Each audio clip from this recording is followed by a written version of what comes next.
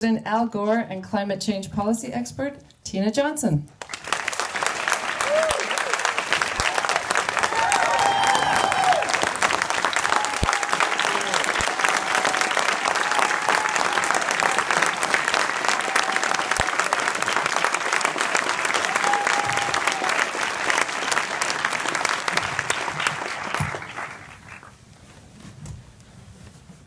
Good evening, everyone, and thank you, Mr. Al Gore, for a wonderful, wonderful film and for the incredible work that you've been doing on climate change.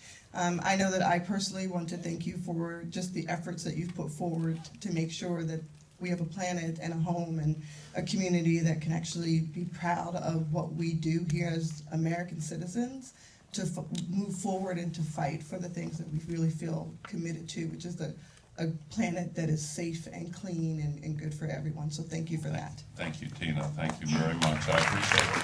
And I appreciate all the great work you've done, including in your last gig at the Climate Action Network.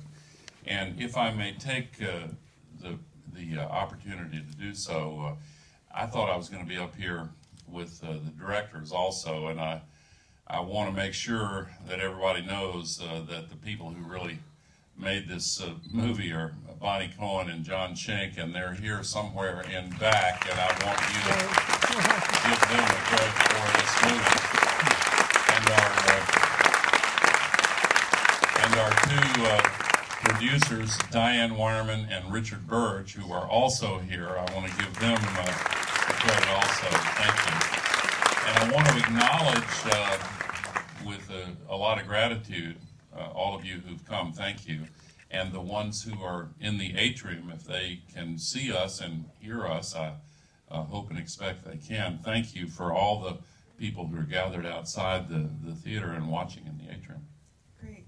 So let's just get started with this film. It's the second film to An Inconvenient Truth.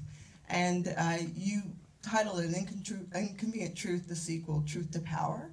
And I think that that title is very fitting because it is the work of speaking truth to power that's necessary. And I would really like for you to dig into this question around the relevancy of this film at the time in which it was done, 2015, the Paris Agreement.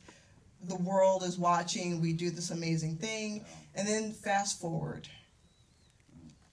We have our U.S. election, and we get a new president who is not part of the collective energy and ideology around a planet for all.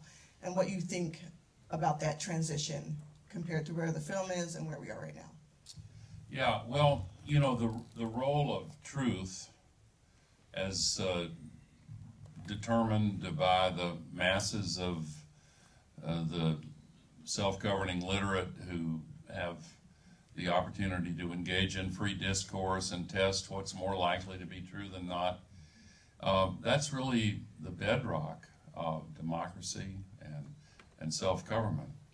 And we now have a wave of populist authoritarianism, not only as represented by Donald Trump, but also you know, Erdogan in Turkey and Duterte in the Philippines and Orban in Hungary and Putin, and you know, this is not just a U.S. phenomenon.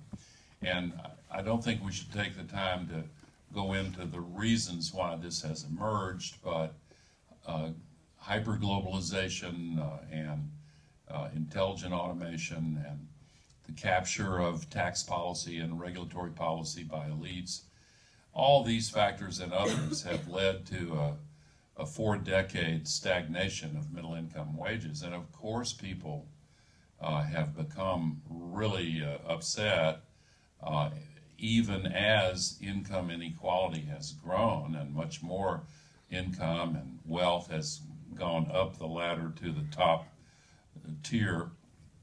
And that sets the stage for people to say, wait a minute, this isn't working for me.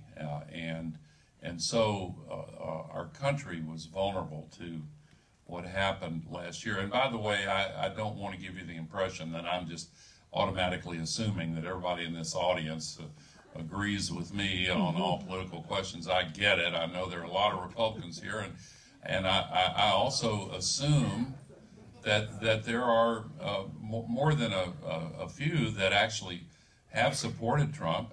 There was a real impulse to turn over the table, 52 card pickup, let's just start fresh and try something new. I get that. But it's not working real well, and at least in my opinion. Yeah. And so where the climate crisis is concerned, my idea is that he's allowed himself to be captured by these carbon polluters, and it's too bad. But that's not the end of the story, because I was very worried when he made his announcement that he was pulling out of Paris. I feared other countries might use that as an excuse to also pull out. But I was so happy the very next day the entire rest of the world stood up and said, nah, we're still in. Yes. We're going to abide by the Paris Agreement. And in fact, a whole lot of countries actually doubled down, as if, you know, in physics there's that old law, for every action there's an equal and opposite reaction. I think the reaction to Trump is really strong and growing, by the way. And I think on climate we've had that too. And this state, Jerry Brown is a hero in the climate movement. California has done a fantastic job. New York State, Washington State, Oregon, Vermont, a bunch of other states, hundreds of cities, thousands of businesses. The U.S. is on track now to exceed the commitments made in the Paris Agreement. So Trump was a setback, but we're going to prevail in spite of him. We need to make progress faster than we're making it now, and with a president who is really committed to this, we could. But look, we've got to win this no matter what. I mean, whatever the obstacles are, we have no choice. You know, you can't curl up and feel despair. It doesn't do any good. So we just have to build a much larger grassroots movement, and that's happening on its own. Yeah, thank you for that. And I think